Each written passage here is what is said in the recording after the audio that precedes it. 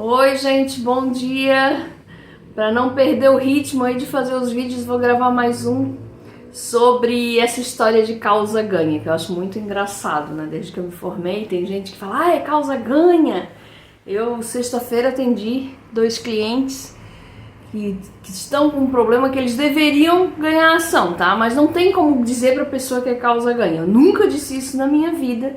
Não existe, eu acho que causa-ganha em lugar nenhum do mundo, né? Mesmo nos países em que o judiciário funciona muito bem e que segue rigorosamente a lei, quiçá aqui no Brasil, né? Que além de ter que provar com documentos e testemunhas e laudos e etc., a gente ainda tem uma insegurança jurídica muito grande no nosso país.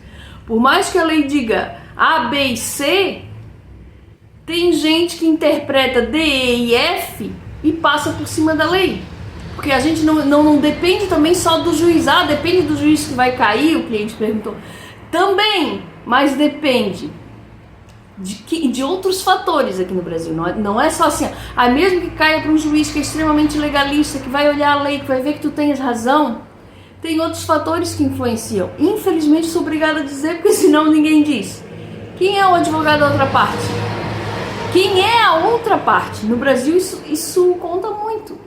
Eu postei final de semana umas notícias muito curiosas, eu acho que era do Tribunal do Mato Grosso do Sul, se não me engano, me corrijam se eu estiver enganada, assim, se o advogado da outra parte for, por exemplo, um desembargador aposentado, um filho de um desembargador, de um ministro, de alguém da cúpula do judiciário que está na ativa, isso vai ter influência dentro do processo, não adianta dizer que não.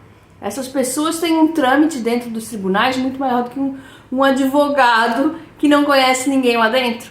Existem coisas que eu não posso também citar porque teria que ter provas, mas assim, eu vou dar um exemplo para vocês. Eu entrei com uma ação contra uma das minhas stalkers, uma juíza de Santa Catarina aqui no Rio Grande do Sul, tá? Não foi só contra ela, eu entrei contra o sujeito que se diz meu muso inspirador e entrei contra os advogados dele. Porque visivelmente essas pessoas printam tudo que tem na minha página, isso é stalkear, isso é perseguir, ficam fazendo ata e tal. Dessa senhora, caiu para um juiz que marcou a audiência. O que aconteceu? Ela veio aqui no Rio Grande do Sul, apesar de que o advogado do juiz de Santa Catarina se ofereceu para ser advogado dela, ela não fez isso, ela não contratou esse cara que não tem influência em Santa Catarina. Ela veio aqui no Rio Grande do Sul, contratou um desembargador aposentado, que é muito influente, e a audiência marcada simplesmente foi cancelada. Então é isso que acontece, é isso que eu tenho que dizer para vocês. Além dos fatores, além da preocupação muito grande da gente não ter juízes mais, tantos juízes legalistas, o que é uma pena, existem os juízes que seguem rigorosamente a lei, mas eles estão cada vez em número menor. Os que eu conheço, se não se aposentaram, já estão quase se aposentando. Agora, né, até o ministro disse há pouco tempo que se não tiver lei, o ideal é que tenha lei, mas se não tiver a gente criam entendimentos. Ainda tem o fator da influência lá dentro, entendeu? Do judiciário. Então a gente entra com uma ação, não tem como dizer para o cliente que ele vai ganhar. Primeiro que vai depender da documentação, da prova, de todo o teu trabalho, de não perder prazo, etc. Segundo, que além de não termos muitos juízes que seguem rigorosamente a lei, ainda existem outros fatores que influenciam. E o pior que eu descobri no final da semana passada, o sistema não é confiável, o sistema eletrônico falha. Emitem boletos com prazo errado, contam prazo errado, some documento de processo, né? Eu fui ver um vídeo no YouTube que eu não postei aqui pra vocês, porque a juíza do Paraná é uma juíza federal que largou a magistratura e hoje é advogada. Ela aponta vários erros no sistema do EPROC, que eu sempre adorei, agora eu já não sei mais, assim, porque apesar de ser fácil da gente manusear essas denúncias e coisas que aconteceram nos meus próprios processos de contagem de prazo, eu tô perdendo a confiança no EPROC.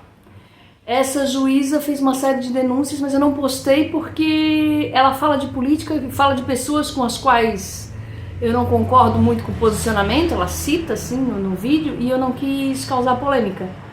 Longe de mim causar polêmica. Mas tem na internet uma juíza que saiu da Justiça Federal do Paraná e hoje está advogando. Até comecei a seguir a página dela, esqueci o nome dela agora. Então não existe causa ganha. Era esse o recadinho de hoje, tá? Boa sorte aí pra todo mundo, boa semana. Que a Temis nos ajude a continuar lutando nessa carreira, porque não tá fácil.